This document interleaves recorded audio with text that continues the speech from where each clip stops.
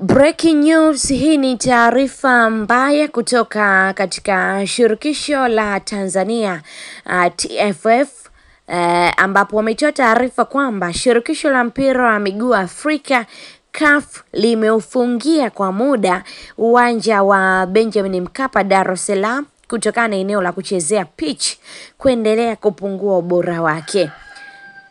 CAF imeelekeza eneo hilo liboreshwe haraka kufikia viwango vinavyotakiwa ili kuepuka uwanja huo kufungiwa kwa muda mrefu. Mechi ya robo finali ya kombe la shirikisho la CAF kati ya Simba na Al Masry ya Misri imepangwa kuchezwa kwenye uwanja huo Aprili 9, 2025. CAF itafanya ukaguzi wa uwanja wa Benjamin Mkapa Machi 20, 2025 ili kuona maboresho yaliyofanyika kabla ya kuamua kuruhusu utumike au kuendelea kuufungia. Mbali ya mechi hizo za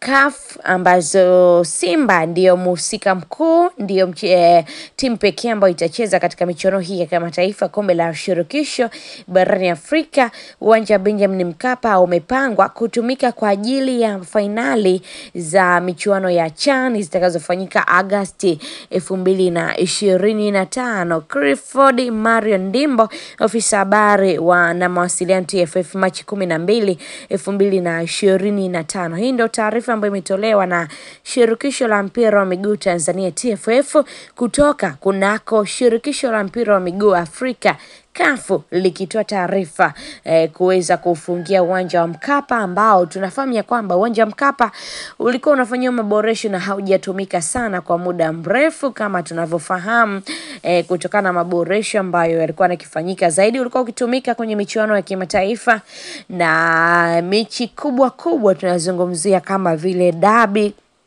ndio ambazo zilikuwa zinahusisha, lakini taarifa imekuja uwanja umefungiwa kutokana na kutokukidhi vigezo eneo la kuchezea, eneo la pitch, kitu ambacho kinaendelea kuzua maswali mengi kwa watu wengi. Kubwa zaidi inahusisha mechi ya Aprili 9 ambayo itahusisha mnyama Simba dhidi ya Al Masry. Huenda kama mambo yataendelea kuwa hivi na CAF kutoridhishwa na maboresho ya uwanja, basi utafungiwa kwa muda mrefu na Simba watatakiwa kucheza katika uwanja mwingine tofauti na huu wa Benjamin William Mkapa. Ni swala la kusubiri kuona nini kitatokea, kwa sababu ukaguzi utakuja kufanyika wa uwanja huo kuanzia Machi 14, Machi 20.